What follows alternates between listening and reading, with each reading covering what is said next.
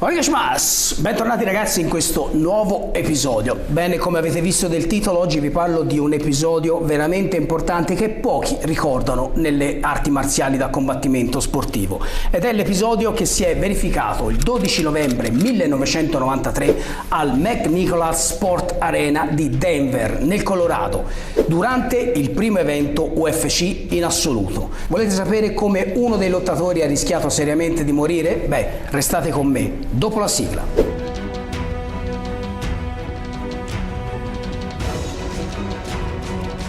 Il primo evento UFC prevedeva un torneo ad eliminazione diretta al quale presero parte 8 lottatori e altri lottatori di sostituzione che avrebbero eventualmente sostituito i partecipanti infortunati che non potevano continuare. Gli incontri potevano terminare solamente per KO, sottomissione o per abbandono o lancio dell'asciugamano nella gabbia da parte di uno dei due angoli, oppure era l'arbitro che poteva interrompere l'incontro se uno dei due lottatori fosse troppo provato da ferite e colpi ricevuti. Era possibile scegliere se combattere con o senza guanti di protezione, insomma non c'erano regole per indossare abbigliamento o guanti di protezione, e sebbene venisse etichettato come un torneo senza nessuna regola, alcune regole in realtà c'erano.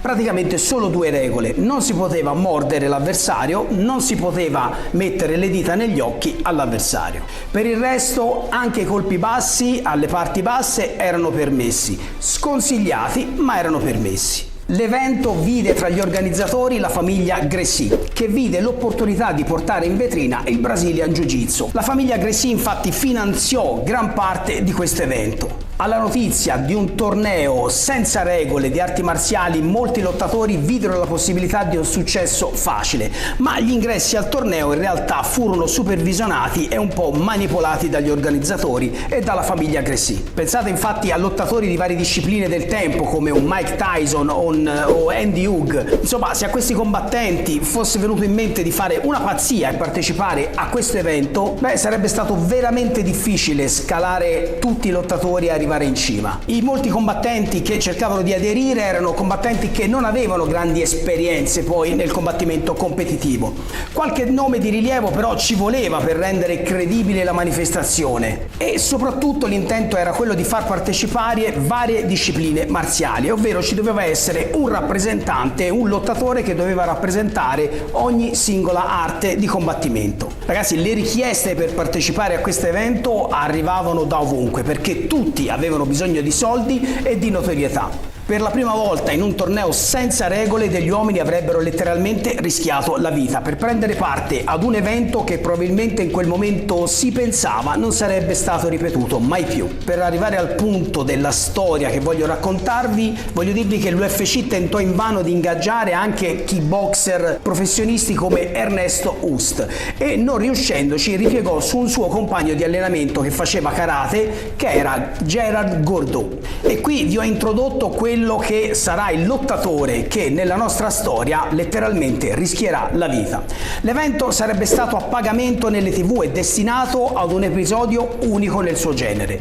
Tutto l'evento infatti si sarebbe svolto nella stessa sera. In pratica gli atleti avrebbero combattuto fino alla finale per più volte in una sera, portandosi dietro anche gli eventuali danni e ferite da un incontro all'altro. Come ho detto prima, molti lottatori cercarono di partecipare per guadagnare dei soldi, anche se in realtà il compenso per la partecipazione a questo evento era di soli $1.000 a combattente. Ma quello che faceva gola probabilmente era il premio per il vincitore, che avrebbe preso $50.000. I combattimenti, come ho detto, si svolsero tutti in un'unica sera e si risolsero in realtà molto velocemente. Ogni combattimento durò infatti solo una manciata di minuti. Visto la mancanza di regole e protezioni varie, infatti, ogni colpo si rivelava potenzialmente buono per mettere fuori gioco ogni combattente che lo subiva. Il primo combattimento vide Gerard Gordeau, come vi ho detto, il protagonista sfortunato di questa storia, contro Telia Tuli, che rappresentava il sumo. Gerard veniva dal karate, ma in questo evento fu fatto passare come un lottatore di savate, e come ho detto sarà proprio Gordeau a rischiare la vita e a subire la punizione più dura mai vista in un combattimento. Comunque nel suo primo incontro Gordeau in pochi secondi con un calcio fece saltare i denti al lottatore di sumo.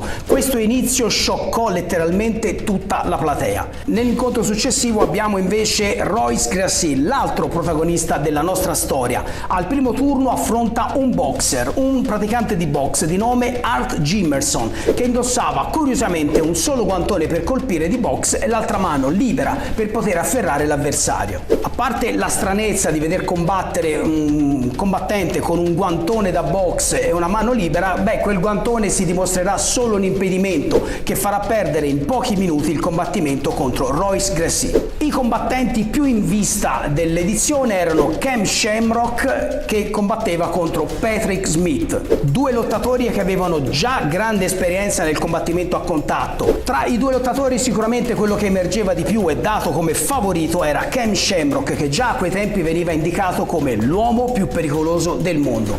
Per accedere alla finale però Ken si trovò davanti proprio Royce Gracie e Royce Gracie riuscì a chiuderlo in uno strangolamento, da dove Ken non riuscì ad uscire. Quindi arriviamo alla finale, che fu fra Gracie e Gerard Gordeau, ed è qui che arriva l'episodio di cui vi ho parlato all'inizio. C'è da dire che Gerard Gordeau nella sua carriera poi si guadagnerà l'appellativo di combattente molto scorretto, infatti questo lo porterà poi in futuro a numerose squalifiche per scorrettezze nei confronti dei suoi avversari. Ma questa fila di scorrettezze iniziò proprio da qui. Durante il combattimento, che durò poco più di un minuto, Gracie immobilizzò Gerard e lo portò a terra. Gerard Gordeau si accorse subito che per lui si stava mettendo male. Nel tentativo di liberarsi mise le dita negli occhi di Gracie e lo ferì. L'arbitro non si accorse di niente ed il movimento rimase invisibile anche alle telecamere. Royce però, dopo aver subito questo colpo scorretto, si arrabbiò sul serio. Fu una scorrettezza inammissibile per dei combattenti professionisti. Royce riuscì a guadagnare una posizione alle spalle di Gordeau e lo prese in uno strangolamento. Comincia a stringerlo, Gordeau cerca di divincolarsi,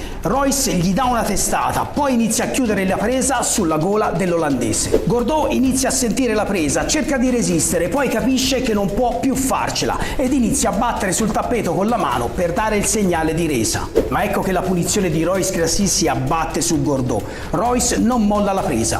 Gerard inizia così a battere la spalla di Royce per fargli capire che si era arreso, ma Royce è deciso a dargli una lezione, a fargli pagare a caro prezzo quella scorrettezza e continua a stringere. Sono attimi di panico per Gordeau. Gordeau inizia a battere con entrambe le mani sul tappeto. Cerca di far capire all'arbitro che è in una situazione di emergenza. L'arbitro sembra indugiare un attimo, poi inizia a toccare le spalle di Gracie per dirgli ok, è finita, puoi lasciarlo. Ma Royce non ha ancora finito. Passano ancora alcuni attimi. Gracie continua a stringere la gola di Gerard, che non sa più come fare per fermare Royce. Poi finalmente Royce lascia la presa, rialzandosi urla il suo rimprovero verso Gerard Gordeau per la scorrettezza che ha commesso poco prima. Così Royce vincerà la prima edizione dell'UFC.